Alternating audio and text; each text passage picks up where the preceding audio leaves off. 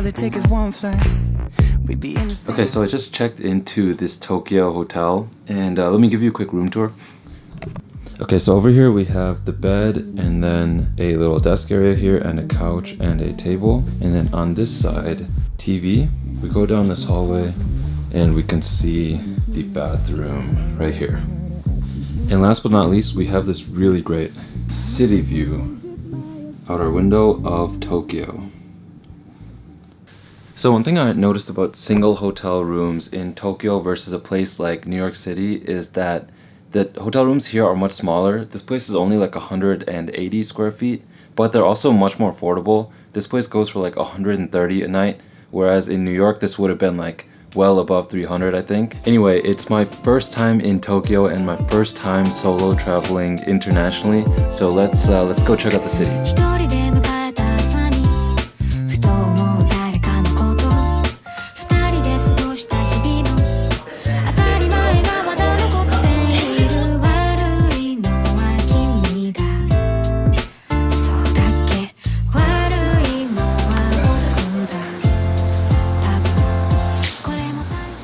Okay, so I just made it to Harajuku and I had lunch at this vegan bistro, and now I'm gonna head over to Cat Street, which is like a popular streetwear and fashion area in Tokyo.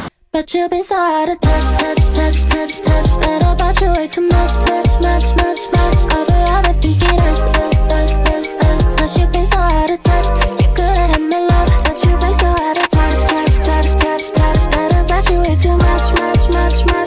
Yeah, you wanna mess it up, cause you've been so out of touch, you couldn't have my love. But you've been so out of touch.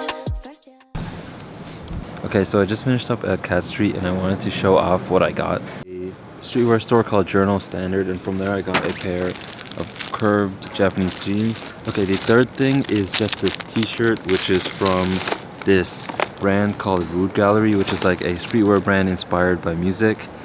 And then the last thing I bought is probably my favorite. It's this jean jacket with this corduroy collar right here, and then this one was from Duffer Indigo. So yeah, Cat Street was pretty successful for me. One thing that I really like about Japanese clothing is that it really focuses on silhouettes. So if you think about like a samurai in the past, they would always wear tight-fitting shirts and loose-fitting pants. And I think that that style of shape has carried over into the trends with Japanese streetwear even today. So yeah, throughout the rest of the trip, you'll definitely see me wearing a lot more of Japanese style clothing.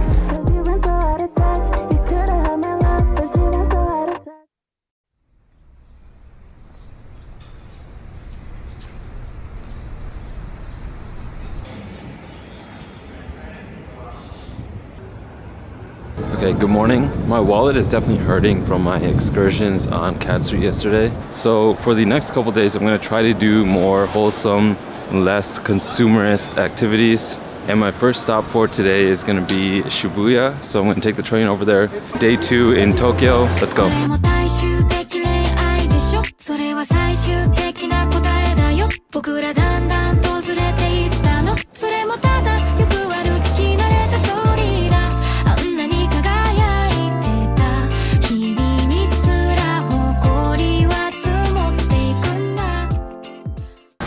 Okay, so the first stop of the day is a gym. So for some context, I ran the New York City Marathon last year, and through that whole experience, my cardio definitely improved, but through these 16 weeks of training in the marathon, I think I lost like over 15 pounds and a lot of muscle mass. So my New Year's resolution, one of them for 2025, was to gain a lot of that weight back. And this gym isn't just any gym, it is an anime One Piece themed gym. And I actually haven't seen any anime shows before, but this show is like my brother's favorite, and it's a favorite amongst a lot of my friends. And yeah, while in Japan, I figured it would be apt to go to an anime themed gym and stick to our New Year's resolutions. So yeah, let's get a workout in.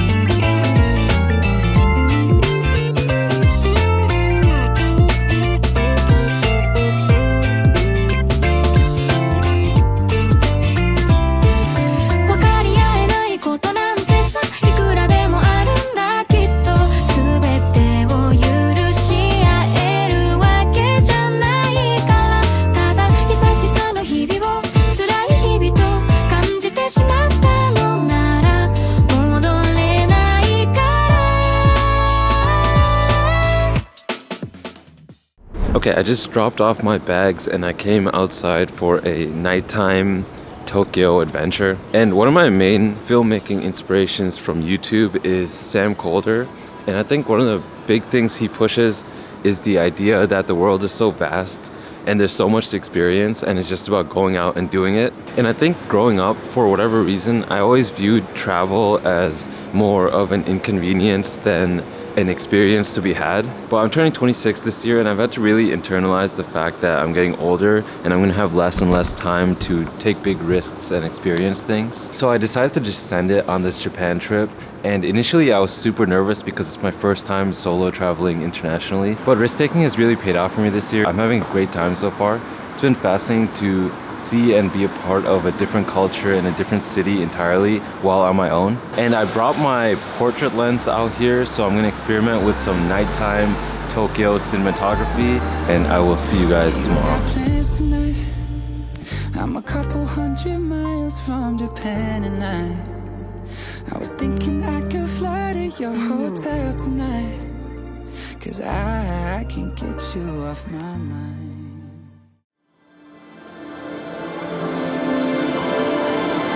Okay, my second stop for today is this immersive art gallery called TeamLabs Planet, and it has 3 different parts: a garden, a forest, and like this water part. So right now I'm in the garden, and this is super sick. It's like these flowers hanging from the ceiling, and they're all like spread out all across you. Pretty cool immersive art experience.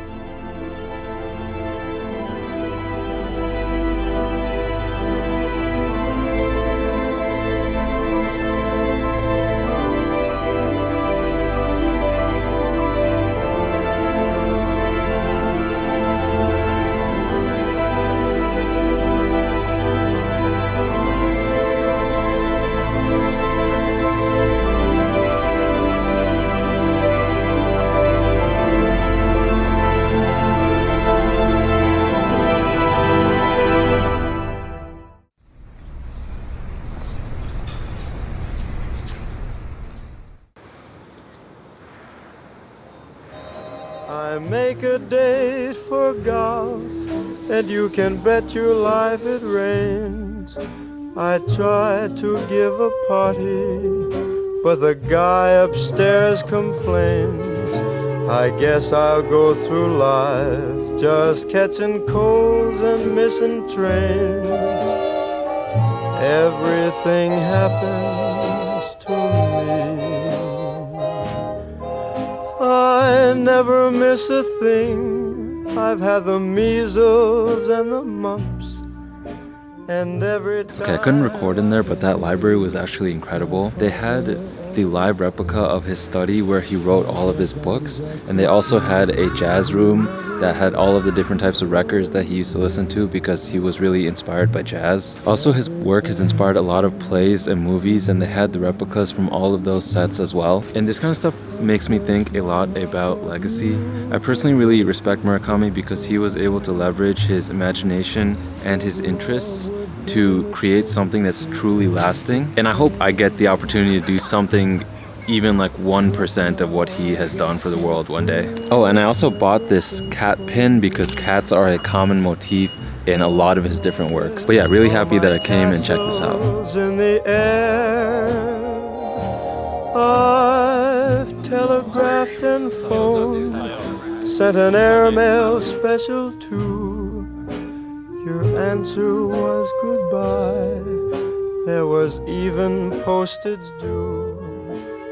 Okay, I just had some dinner with some friends and I made it back to Shinjuku. I think I'm gonna end the video here. Tomorrow morning I'm taking the bullet train over to Kyoto. So yeah, consider subscribing if you want a part 2 Japan vlog, and I will see you guys at the train station tomorrow.